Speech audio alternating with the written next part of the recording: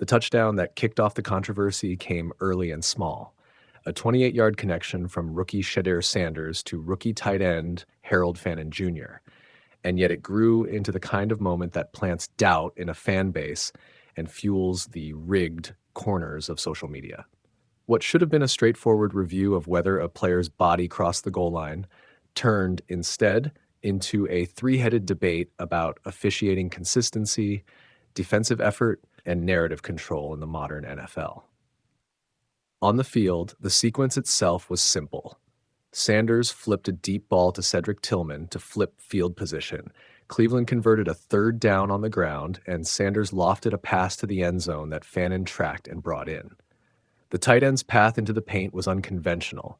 He fell just outside the white, rolled, and then carried his momentum into the end zone, which is precisely why replay officials took a second look. Under league rules, the job of the replay official is narrow. Did the player have possession, and did any part of his body touch down in the field of play before the ball crossed the plane? The review concluded there was no clear evidence to overturn the on-field ruling, and the touchdown stood. That technical resolution, though, did nothing to calm a storm. Fans and pundits immediately fixated on a handful of overlapping grievances. First, perception of the defenders. Viewers saw Steelers defenders seemingly lose track of either the ball or Fannin's angle, or both, allowing a rookie to glide into the end zone without meaningful contact. To many, that looked like a team not fully engaged. To others, it looked like negligence. The optics are brutal because in a 13-6 game where points are scarce, the single touchdown stands as the difference between win and loss. Second, timing and sequence.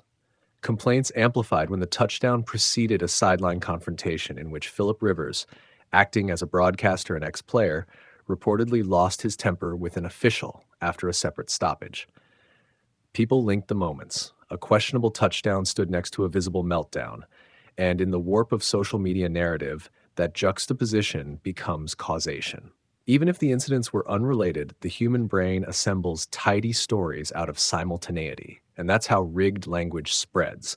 A forced narrative of incompetence or bias feels easier to accept than a stranger explanation rooted in nuance. Third, the broader officiating atmosphere. This year's NFL has lived with shifting enforcement standards. The league has tightened hits on quarterbacks and defenseless receivers, expanded reviewable plays, and asked crews to prioritize player safety. Fans are tiring of what they see as inconsistent judgment calls. One week a flag for incidental contact, the next week nothing.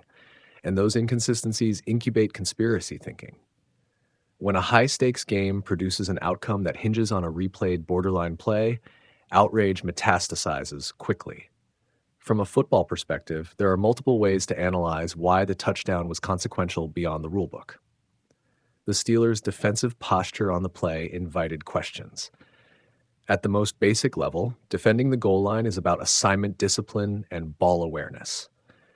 Letting a tight end slip into prime catching space and then fail to make a play on the ball is a failure of both.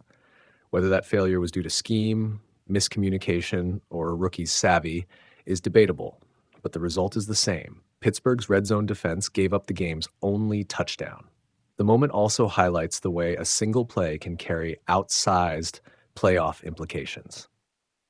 The Browns didn't need to create a highlight reel to validate a season. They needed a win over an in-division rival. For Cleveland, a victory over Pittsburgh is always amplified, regardless of draft math or long-term rebuilding narratives. For the Steelers, it was the difference between clinching and extending the race to Week 18. When outcomes matter this much, every replay and every official's call looks like the fulcrum of fairness itself. Beyond the immediate contest, the episode will matter in three practical domains. First, team psychology. The Steelers walk away having lost a winnable game and with the sting of public grievance about officiating. That combination can sharpen focus or become a distraction. Good teams use perceived slights as fuel. Fragile ones let them fester. How Pittsburgh's leadership frames the event internally, as a matter of execution or as a gripe with external forces, will be telling. Second, league optics. The NFL's officiating department has been under pressure for years to standardize interpretations and explain calls more clearly to the public. The most common prescription from viewers is simple transparency, a brief, clear explanation from the league after contentious plays that describes the standard applied and why the call stands or falls. When the league fails to provide that clarity, the vacuum is filled with speculation and rigged narratives find oxygen. Third, roster calculus and draft implications. You don't win the argument on whether a play felt right at 3 a.m. on Twitter. You win it by showing sustained competence across plays and personnel. For the Browns, the play and the victory may have real downstream benefits. It elevates Shedeur Sanders' profile, showcases developable rookie talent in Harold Fannin Jr., and gives front office decision makers a tangible data point when weighing whether to invest draft capital in protection and weapons rather than reaching for a quarterback. For the Steelers, the loss sharpens priorities. Red zone defense, ball tracking drills, and perhaps an urgency to add a contested catch weapon when Metcalf is unavailable. There's also a cultural layer worth noting. Modern fandom is tribal and instantaneous. Clips are dissected frame by influencers and professional commentators within minutes. Narratives harden before the teams have even returned to the locker room. That fast, viral adjudication creates accountability, but also creates distortion. A replay official may have made the correct call under the letter of the rule, and yet the spirit of the game, as experienced by attendees and viewers, can feel violated. Those emotional truths don't erase the technical ruling, but they do explain why conversations escalate into cries of rigged. Finally, this episode should be a reminder of what football fundamentally is: an imperfect, human game decided by human beings in real time. That reality is both maddening and beautiful for different reasons. The maddening part is the occasional awful, ambiguous call that feels like it costs justice. The beautiful part is that the same imperfection generates drama, debate, and stories that persist through off seasons. For now, the scoreboard stands Cleveland 13, Pittsburgh 6.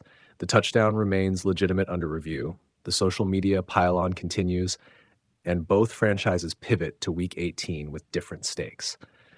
The broader conversation about officiating standards, defensive discipline, and the ease with which a single play can redirect a season will play out in press conferences, league memos, and highlight packages for weeks to come. How the NFL responds and how both clubs respond internally will determine whether this moment becomes a footnote or a turning point. The touchdown that kicked off the controversy came early and small. A 28-yard connection from rookie Shedeur Sanders to rookie tight end Harold Fannin Jr., and yet it grew into the kind of moment that plants doubt in a fan base and fuels the rigged corners of social media. What should have been a straightforward review of whether a player's body crossed the goal line turned instead into a three-headed debate about officiating consistency, defensive effort, and narrative control in the modern NFL. On the field, the sequence itself was simple. Sanders flipped a deep ball to Cedric Tillman to flip field position. Cleveland converted a third down on the ground, and Sanders lofted a pass to the end zone that Fannin tracked and brought in.